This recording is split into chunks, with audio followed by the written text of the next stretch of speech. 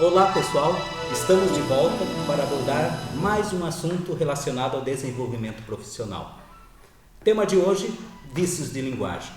Em um ambiente profissional, constantemente nos vemos frente à necessidade de contatos telefônicos, apresentação de relatórios, memorandos, pareceres, resposta a e-mail, entre outros. Na verdade, não importa se estamos utilizando a linguagem falada ou escrita. O que importa é evitar o uso dos denominados vícios de linguagem. Portanto, em nenhum desses contextos que citei anteriormente, cartas, relatórios, e-mail, telefone, podemos descuidar da nossa linguagem, mesmo porque estamos inseridos em um ambiente profissional que exige um pouco mais de formalidade. Bem, algumas situações permitem a utilização desses vícios, principalmente quando falamos de obras literárias. Por exemplo, quando temos um texto narrativo onde o escritor apresenta a fala de determinado personagem, é perfeitamente natural a ocorrência de vícios de linguagem, uma vez que o autor pretende representar a cultura ou regionalismo do personagem, além de outras características. Mas como não estamos tratando de obra literária e não somos escritores profissionais, não possuímos autoridade ou licença poética para a utilização desse tipo de linguagem. Assim, temos obrigação de conhecer esse assunto, mesmo que esse conhecimento seja o mínimo necessário para identificar os casos mais comuns de linguagem viciosa e errada. Mas o que são vícios de linguagem?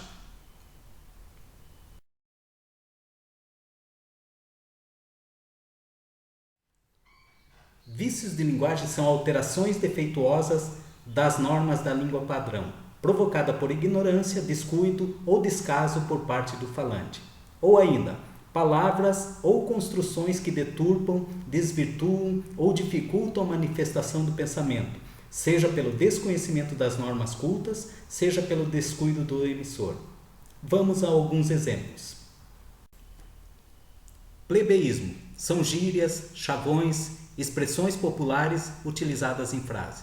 Remetem-nos a plebeu e historicamente a uma classe empobrecida. O mesmo ocorre com a linguagem. A utilização desses termos empobrece um texto. Portanto, nunca utilize gírias ou expressões populares em texto formal, ou mesmo ao estabelecer uma conversa telefônica profissional. Veja os exemplos. Ele era um tremendo mané. Vou piar lá mais tarde, se ligou, maluco? Ele veio e me entregou a carta, tá ligado? Barbarismo. Atenta contra o padrão formal da língua, ou que não está de acordo com a forma culta. A própria palavra barbarismo nos remete ao conceito de bárbaro, e historicamente é um povo conhecido por não possuir os princípios de convivência social. Assim, barbarismo é um vício de linguagem que atenta contra o padrão formal da língua. Temos a cacoépia, que é o erro de pronúncia, portanto, mais comum na linguagem falada. Como exemplo, programa em vez de programa, e advogado, quando correto seria advogado. Cacografia, que é o erro na grafia da palavra, como no exemplo demonstrado, meritíssimo, em vez de meritíssimo, que vem ser uma pessoa que tem muitos méritos, e segmentos, em vez de segmentos. Cacofonia, que diz respeito tanto à linguagem falada como à linguagem escrita. Na verdade, na cacofonia temos o encontro de duas palavras que nos remetem a uma terceira palavra, que nada tem a ver com o contexto, criando um som desagradável ou obsceno. Como exemplo, um porcada, acerca dela, eu amo ela, e outros tantos exemplos. Solecismo é uma inadequação na estrutura sintática da frase com relação à gramática normativa do idioma. São erros que atentam contra a concordância, regência ou colocação pronominal. Esse vício está ligado tanto à forma como se pronuncia a palavra, quanto à forma de construção de uma frase. Por exemplo, fazem 2 anos que cheguei. É importante saber que o verbo fazer, quando utilizado para indicar tempo decorrido, não sofre nenhum tipo de flexão, ou seja, faz 2 anos que cheguei, e não fazem 2 anos que cheguei. Outro exemplo, eu assisti o filme. O verbo assistir, quando utilizado com o sentido de ver, enxergar algo, pede obrigatoriamente a colocação de uma preposição. Logo, eu assisti ao filme. Outro exemplo clássico, me dá 200 gramas de mortandela. Esse tipo de erro é o mais comum. Aliás, vários tipos de erro em uma mesma frase.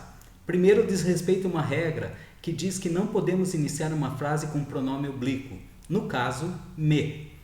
Segundo, como tratamos de medidas, são 200 gramas e não 200 gramas. E por último, é mortadela e não mortandela.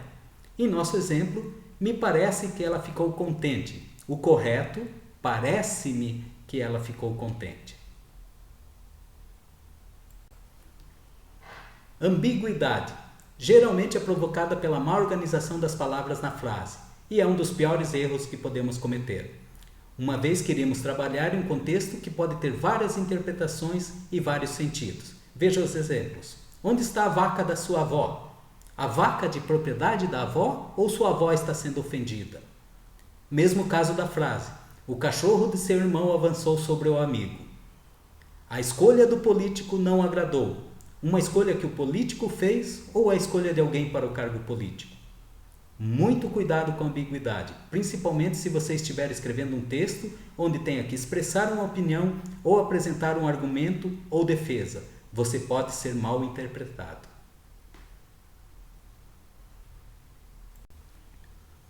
Pleonasmo vicioso. É uma repetição desnecessária e inútil de uma informação dentro de uma frase ou contexto. Talvez seja um dos vícios de linguagem mais conhecidos e por essa razão muitas pessoas já tomam devido cuidado em relação a ele. Veja, meninos, entrem já para dentro. Este é o elo de ligação. Não deixe de comparecer pessoalmente. Muitas pessoas utilizam a famosa frase, em minha opinião pessoal. Gente, claro que se é sua opinião, só pode ser pessoal.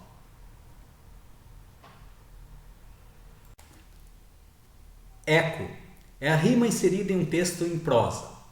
É a rima que ocorre quando há na frase terminações iguais ou semelhantes, provocando dissonância.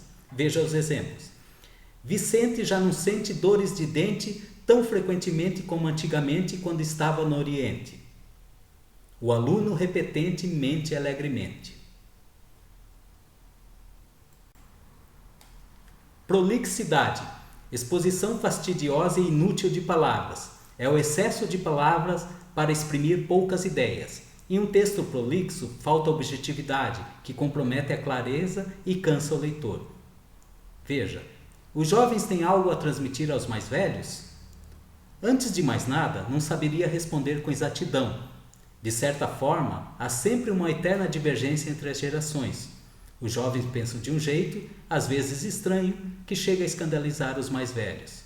Já os mais velhos, por outro lado, costumam, na maioria das vezes, achar que os mais jovens, em alguns casos, não têm absolutamente nada a transmitir aos mais idosos. Se você observar, se retirarmos as palavras em vermelho, o texto não perde seu significado e ganha objetividade. Portanto, cuidado com a prolixidade. Hiato, colisão. Hiato, uso de uma mesma vogal ao longo de um período. Já a colisão é a sequência das mesmas consoantes em várias palavras de uma sentença. Veja os exemplos. Hiato, já há alguns dias faz frio. Colisão, sua saia saiu suja da máquina.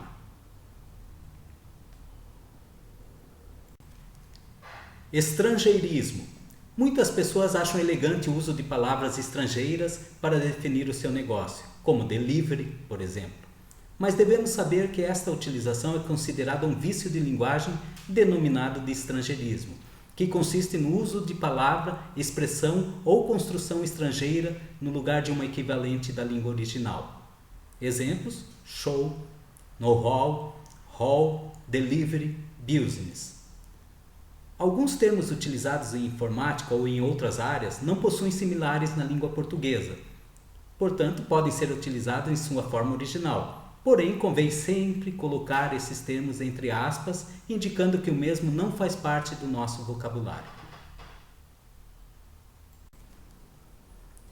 Gerundismo. Comecemos pela definição de gerúndio. Gerúndio é uma das formas nominais do verbo que apresenta o processo verbal em curso e que desempenha a função de adjetivo ou advérbio. O gerúndio, verbo com terminação NDO, expressa uma ação que está em curso, que ocorre simultaneamente ou ainda que remete a uma ideia de progressão. Já o gerundismo é a utilização do gerúndio de forma exagerada e inadequada. Então, quando alguém diz "vou estar transferindo sua ligação", passa a sensação de que irá realizar essa ação de transferência continuamente, durante todo o tempo, durante todo o dia, durante todo o mês, etc. Não temos nenhuma referência de quando essa transferência irá ocorrer e por quanto tempo essa ação será praticada. O correto seria dizer "vou transferir sua ligação", que transmite a ideia temporal de futuro e não a de presente em curso. Veja que esses exemplos são diferentes da frase "estamos conversando ao telefone", onde a utilização do gerúndio demonstra que a ação de conversar ao telefone está em andamento. Portanto, não é de forma nenhuma proibido utilizar o gerúndio. Cuide apenas para não cometer o gerundismo. Mas tenha atenção, pois em algumas construções, quando na frase indica um processo com certa duração e que ainda vai acontecer, não é errado dizer "amanhã, enquanto você passeia, eu vou estar estudando o que é gerúndio". Por aqui encerramos esse módulo. Espero que essas informações auxiliem de alguma forma o desenvolvimento de suas atividades. Obrigado pela sua atenção e até o nosso próximo encontro.